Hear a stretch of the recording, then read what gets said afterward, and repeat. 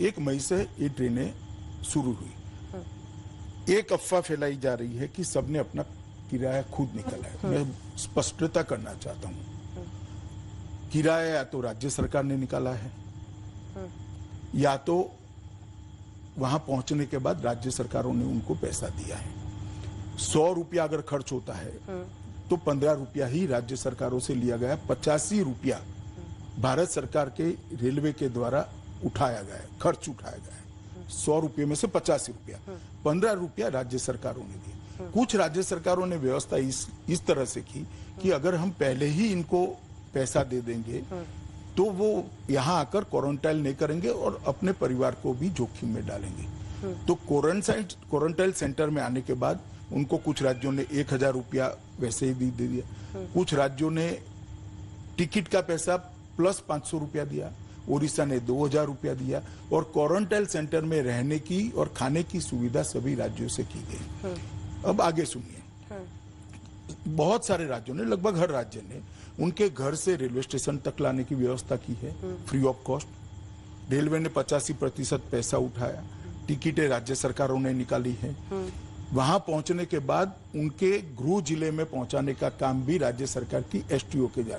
UP की ही मैं बात करूं तो सबसे ज्यादा यात्री यूपी में पहुंचे प्रवासी मजदूर, मगर हर रेलवे स्टेशन पर 11,500 से ज्यादा यूपी की बसें, ऐसे बिहार भी, और रेलवे ने भी कुछ ट्रेनें चलाई अपने अपने जिले में और उनको बहुत अच्छे तरीके से वहां पहुंचाया गया। वहां क्वारंटाइन सेंटर में रखा गया, उनको क्वारंटाइन पीरियड भी अब समाप्त होने आया, वो अपने अपने वहां खाने पीने की, स्वास्थ्य की सारी व्यवस्थाएं करी है। कुछ यूपी जैसे राज्य ने किट भी बनाकर दिया है राशन का, कि जो उनको 1 महीने तक घर पे जाकर भी काम में आएगा। और फिर भी जो लोग धैर्य खो बैठे वो रोड पर निकले हैं, दृश्य भी बने हैं और उनको तकलीफ भी हुई है।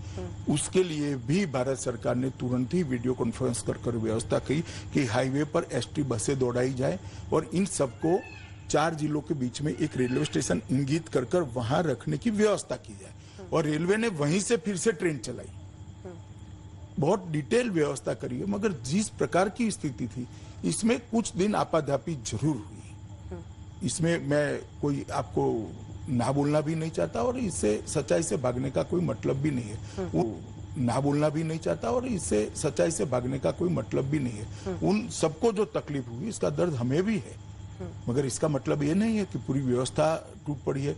54 लाख श्रमिक 3985 ट्रेन से अपने अपने घर पहुंचे हैं। 41 लाख श्रमिक बसों से अपने अपने घर पहुंचे हैं। कुल मिलाकर 1 करोड़ श्रमिक आज तक घर पे पहुंच चुके हैं। लगभग 1.5 करोड़ लोगों को रेलवे ने खाना खिलाया है, लगभग 2.25 करोड़ पानी के बोतल बांटे गए हैं। राज्यों ने इस सब के लिए क्वारंटाइन सेंटर बनाए हैं। एक बहुत बड़ी व्यवस्था बनाए रखने के लिए बहुत बड़ा प्रयास हुआ है। हमने ये बात सम्मानीय सुप्रीम कोर्ट के सामने भी रखी है अच्छे तरीके से। आप वो हलफनामा देखोगी तो इसमें बहुत सारी चीजें मिल आएगी। परंतु मेरा इतना ही कहना है कि ये संकट के समय में व्यवस्था बनाने में अगर कहीं पर भी कोई धैर्य खो बैठता है और पैदल निकल पड़ा, उसका दर्द हमें भी है। वो न निकलते तो अच्छा था, ऐसा नहीं थी, व्यवस्था नहीं थी, हो सकता है 3-4 दिन बाद वो आ जाते। आज स्थिति ऐसी है कि धीरे धीरे अब ट्रेनें कम होने लगी है क्योंकि ज्यादातर लोग अपने अपने गंतव्य स्थान पर पहुंच चुके हैं। इस पर 3 काउंटर क्वेश्चन है सर मेरा, जो आपने ये बात कहा है उस पर। जरूर। सबसे पहले जब रेल किराए की आपने बात की तो चाहे वो मध्य प्रदेश सरकार हो, चाहे वो महाराष्ट्र सरकार हो, किसी भी पार्टी के शासित राज्य हो, इसीलिए मैंने 2-3 राज्यों का जिक्र किया।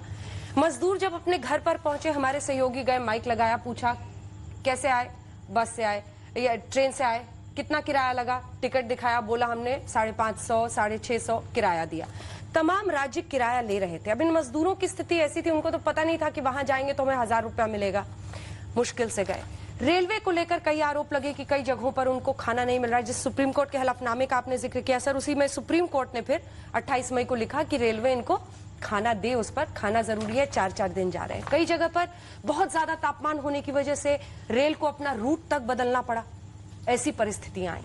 क्या ये सब कुछ नियंत्रित किया जा सकता था ताकि इस तरह की त्रासदी जो कई लोगों को झेलनी पड़ी, कई मजदूरों को। पहले आप समझ लीजिए कि एक ही रूट पर हर रोज जिस रूट, मानो महाराष्ट्र से प्रयागराज, मुंबई से प्रयागराज, उस रूट पर 13 ट्रेनें चलती थी, इसकी जगह 70 ट्रेनें चल रही हैं। रेलवे की मर्यादा समझने का भी हमने प्रयास किया है और इसको रिजॉल्व करते हैं, तभी तो मर्यादा समझ में आती है। हर रूट का अपना एक ड्राइवर होता है जिसको कर्व मालूम है, ब्रिजेस मालूम है, सिग्नलिंग मालूम है, दूसरा ड्राइवर भेज नहीं सकते। और एक रूट पर ज्यादा ट्रेन होने के कारण ट्रेनों का चक्का जाम भी लगा है।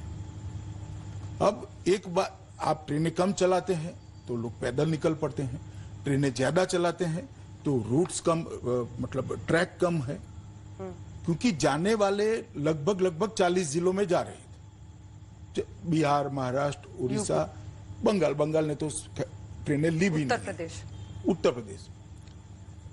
तो गुजरात से गए, महाराष्ट्र से गए, तमिलनाडु से गए, पंजाब से गए सभी वहीं, वो 40 जिलों में।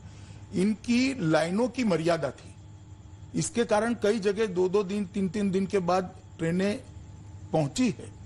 परंतु ये ठीक नहीं है कि इनको खाना नहीं दिया, उनको खाना भी दिया गया है और वहां पहुंचने के बाद उनका किराया भी दिया गया है, वो क्वारंटाइन सेंटर में रहने के बाद। इसका उद्देश्य, एकमात्र उद्देश्य था कि वो अपने आप को क्वारंटाइन करें, जिससे उनका गांव और उनका परिवार सलामत रहे। ठीक है, इससे पहले कि मैं अन्य मुद्दों पर जाऊं, एक आखिरी सवाल इस पर है, क्या सरकार के पास कोई आंकड़ा है सर जिसमें ये प्रोजेक्ट हो सके, या क्लियरली पता था पहले से, या पता है अब कि इतने लाख या इतने करोड़ मजदूर हैं जो प्रवासी हैं, दूसरे राज्य में रहकर काम कर रहे हैं? क्या ऐसा अभी भी कोई विस्तृत डेटा है? देखिए, प्रवासी मजदूर तो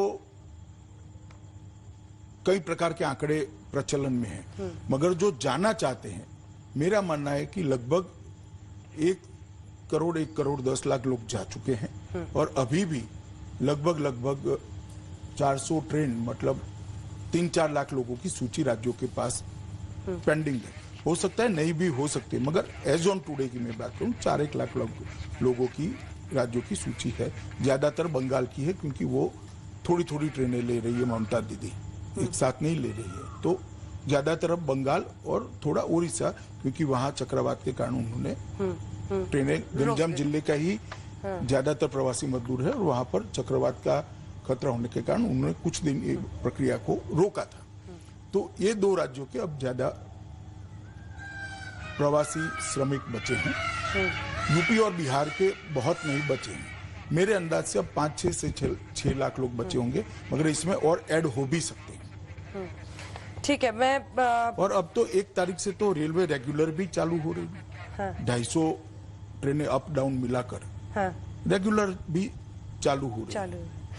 अब ये प्रवासी मजदूर वापस लौट रहे हैं और आप आर्थिक व्यवस्था को फिर से जान डालने की कोशिश कर रहे हैं। अब कहीं काउंटर चुनौती तो नहीं आ जाएगी? हो सकता है आए, शुरुआती दिक्कतें आएगी, परंतु मुझे भरोसा है कि अपने परिवार को एक बार मिलने के बाद, स्वस्थ होने के बाद, परिस्थिति देखकर ये जरूर काम पर लौटेंगे और कई जगह लौटना शुरू भी हुए। कोविड-19 अगर हम देखें तो देश का जो आंकड़ा है वो आपने बताया, हम 1.5 लाख से 1,60,000 के आसपास है और मृत्यु भी हमने 3,000-4,000 के बीच में अभी थामा हुआ है, जबकि मृत्यु दर बाकी देशों में बहुत ज्यादा है। इससे कोई इनकार नहीं कर सकता है, जनसंख्या घनत्व के बावजूद हमने किया है। लेकिन जब हम राज्यवार तरीके से देखें तो top 5 states, top 11 cities, 70% cases वहां से आ रहे हैं। मुंबई, गुजरात में अहमदाबाद, सूरत, राजस्थान में कोटा, जयपुर, ऐसे ही हम राज्यों को जब इंदौर, मध्य प्रदेश, महाराष्ट्र के साथ शुरुआत करती हूं। आपको क्या लगता है वहां पर ऐसी परिस्थिति क्यों बनी? देखिए, मैं आपको एक पैटर्न बताता हूं। जहां जहां कोरोना ज्यादा संक्रमण मिला है, जहां बड़े सेंटर है, जहां आबादी का घनत्व ज्यादा है और कई जगह पे रहने की व्यवस्थाएं भी एक साथ रहना पड़े इस प्रकार की है, वहां पर कोरोना फैला है। परंतु हर राज्य ने इसके खिलाफ लड़ाई भी लड़ी है और हर राज्य लड़ाई लड़ भी रहा है। इसको इस दृष्टि से देखना ठीक नहीं होगा कि आंकड़े है इसके हिसाब से कोई सफल हो गया, कोई विफल हो गया। ये लड़ाई सबने मिलकर लड़नी पड़ेगी। देश ने भी लड़नी पड़ेगी, देश की सरकार ने भी लड़नी पड़ेगी, जनता ने भी लड़नी पड़ेगी, राज्य की सरकारों ने भी लड़नी पड़ेगी। और मैं मानता हूं हर स्तर पर सबने अपने अपने से जो बन पड़ा वो अच्छा किया है।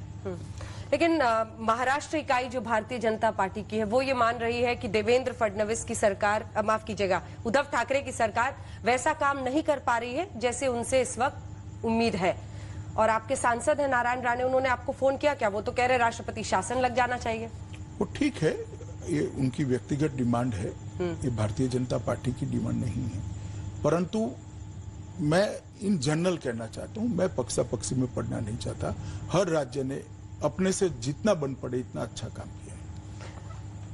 उद्धव ठाकरे सरकार में अनुभव की कमी है, इस तरह से भी टारगेट हुआ। क्या आपको भी लगा कि अनुभव की कमी कहीं पर दिखाई दी जो परिस्थिति बनी? मैं किसी भी इस प्रकार की टिप्पणी करना नहीं चाहूंगा।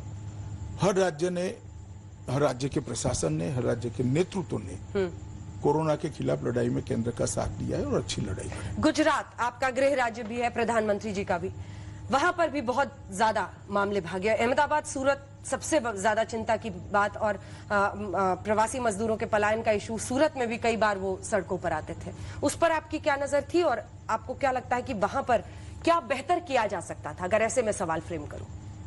देखिए, जितना बेहतर किया जाना चाहिए था उतना हुआ है, और इसी का परिणाम है कि सबसे ज्यादा प्रवासी मजदूरों को सलामत रूप से घर भेजने में गुजरात देश में टॉप पर रहा है। और बाय एंड लार्ज गुजरात से पैदल जाने वालों की संख्या वगैरह भी कंपैरेटिवली कम रही है। अभी भी गुजरात से आज भी ट्रेनें जा रही हैं, हर रोज ट्रेनें जा रही हैं। और